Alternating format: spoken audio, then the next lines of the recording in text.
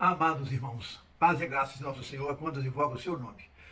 Mateus 22,14 diz, muitos chamados, poucos escolhidos. Irmãos, certamente os chamados serão salvos, pois Marcos 16,16, quem crer e for batizado, será salvo. E isso não pode falhar. Mas nossa meditação de hoje é para os escolhidos. Isso é, aqueles que não são apenas inimigos de Satanás, mas, sobretudo, adversário. Pois há uma considerável diferença entre inimigo e adversário. Por exemplo, se seu vizinho da direita é seu inimigo, tudo bem. Um não fala com o outro, fica cada um no seu canto e pronto. Mas se do lado esquerdo seu vizinho lhe provoca, altera seu estado de espírito e rouba sua paz, então o que você tem aí não é mais um mero inimigo, mas um verdadeiro adversário, contra quem você vai ter que tomar a posição e reagir. Aí então você verá a diferença entre o inimigo, mas que não lhe incomoda em nada, e o adversário, que lhe traz tribulação e sofrimento. Irmãos, Jesus nos fala em palavras e metáforas, bem como seus apóstolos e seguidores, né? Assim como estamos fazendo aqui agora, para melhor entendimento. Pois, como espirituais, o que estamos falando aqui é da posição dos chamados e dos escolhidos, mas em relação a Satanás, cuja palavra em hebraico significa o adversário de Deus, de quem é apenas inimigo dos chamados, mas terrível adversário dos escolhidos. Assim, se alguém é apenas um chamado, ele logo se acomoda numa religião e diz, paz, irmãos, sem maiores atritos com seu inimigo, já que ali ninguém incomoda ninguém. Assim, o chamado apenas canta hinos e comparece às reuniões, mas só se alimenta de leitinho. Só se interessa por coisas do bem e nunca pelas coisas do mal. Isso está lá em Hebreus 5, de 13 a 14. E vida que segue. Entretanto, você, como um escolhido ou escolhida, sabe o quanto a vida não é fácil, já que você aborrece o adversário lutando contra seus interesses. Pois, segundo João 10,10, ele veio para matar, roubar e destruir. Mas você, escolhido, prega evangelho com mensagens fortes, de alimento sólido, mostrando que não apenas coisas do bem, mas também do mal. Repito, Hebreus 5, de 13 a 14. Você não se preocupa só com a sua salvação, mas se dedica também a prevenir irmãos sobre ciladas do diabo. Efésios 6, 11. Enfim, você não é só o inimigo do diabo, mas uma pedra no sapato dele, como adversário declarado, o que leva você a se fortalecer no Senhor e na força do seu poder, pois realmente vai precisar da armadura que Paulo recomenda em Efésios 6, de 10 a 19. Irmãos, compare tudo isso que eu falei com o hino Castelo Forte, de autoria de Martinho Lutero. Então você saqueia o inferno para salvar ovelhas cativas, roubando-as do mal. Numa luta que jamais foi fácil, pois o mal sempre reage contra o enviado de Deus, por quem você foi também ungido, ungida, né? Conforme João 20, 21. Assim como o Pai me enviou, eu também vos envio, para lutar o bom combate, que está lá em 2 Timóteo 4,7. Irmãos, por isso, Paulo pede tanta oração aos irmãos em suas epístolas. Pois das tribulações e sofrimentos disso ninguém escapa, nem mesmo Cristo Jesus, seus apóstolos e os santos mártires que morreram como exemplo de fé para a expansão da igreja. Portanto, você, como escolhido ou escolhida, sabe do que eu estou falando, pois não é fácil levar a luz a quem está nas trevas, socorrendo os sofredores sem passar por aflições nenhuma.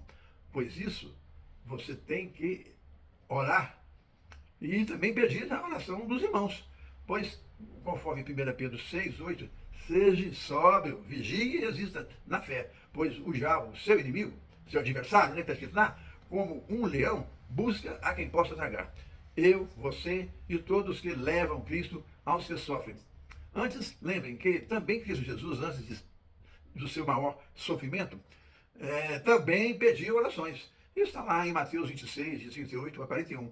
Mas vejamos como exemplo algumas cartas do apóstolo Paulo pedindo orações, conforme aos Efésios 6, 19.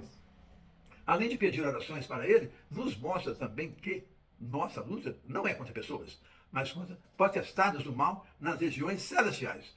No mesmo sentido, Colossenses 4, de 3 a 4. Pede orações para continuar proclamando o mistério de Cristo. Já em Romanos 15, de 30 a 32, suplica por orações para se ver livre dos descrentes da Judéia e que seu serviço em Jerusalém seja aceito. Em 1 Tessalonicenses 5, 25, um pedido curto e direto. Irmãos, orem por nós.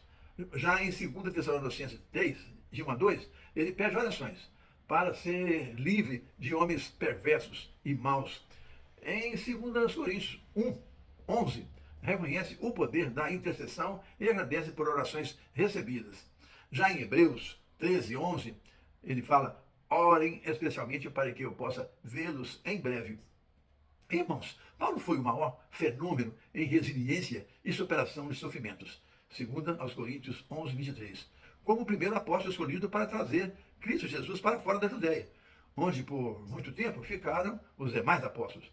Paulo veio a nós, os gentios, gerando congregações e escrevendo 14 dos 27 livros do Novo Testamento, base da igreja primitiva, mas sempre passando por sofrimentos. Veja em 2 Coríntios 11, de 24 a 33, como também ataques do maligno em sua mente. E daí, muita aflição. Por exemplo, o abnegado pregador, todavia, não hesitou em romper 15 anos de pura amizade com Barnabé, seu grande apoiador, quem, no início, até o apresentou aos demais apóstolos, apenas porque o jovem recém-convertido João Marcos, primo de Barnabé, os abandonou durante a primeira viagem missionária. Tudo está lá em Atos 15, 36. Então Paulo, em retaliação, o recusou acompanhar na segunda viagem, o que aborreceu Barnabé, porque Paulo deixou de dar uma segunda chance a Marcos, arrependido, sem imaginar que, posteriormente, a importância de Marcos, após se tornar cooperador de Pedro, de quem ouviu muito sobre Cristo Jesus, Marcos veio escrever o primeiro evangelho, o Evangelho de Marcos, após os anos 70. Marcos jamais guardou rancores contra Paulo, pois se tornou seu grande apoiador, conforme Paulo diz, pedindo em 2 Timóteo 4,11, traga Marcos, pois ele é muito útil para mim. No mesmo sentido, em Colossenses 4,10, fala sobre Marcos também, como também em Filemão 1,24.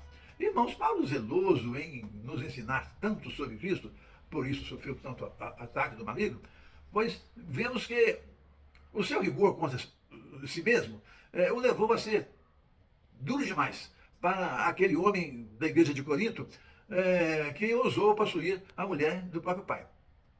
1 Coríntios 5, de 5 a 6. Pelo que disse Paulo, olha, mesmo ausente, já o sentenciei, e que seja entregue a Satanás. No entanto, vendo a tristeza da igreja de Corinto, diante do arrependimento do irmão faltoso, Paulo veio a rever a sua primeira decisão impiedosa, dizendo já em 2 Coríntios 2, de 7 a 11, mas agora, pelo contrário, readmita o arrependido na igreja, para que Satanás não alcance vantagem. Irmãos, dura foi a missão de Paulo, tal como relata em 2 Coríntios 11, de 24 a 33, chegando a admitir que o espinho na carne que lhe foi colocado foi por um mensageiro de Satanás. 2 Coríntios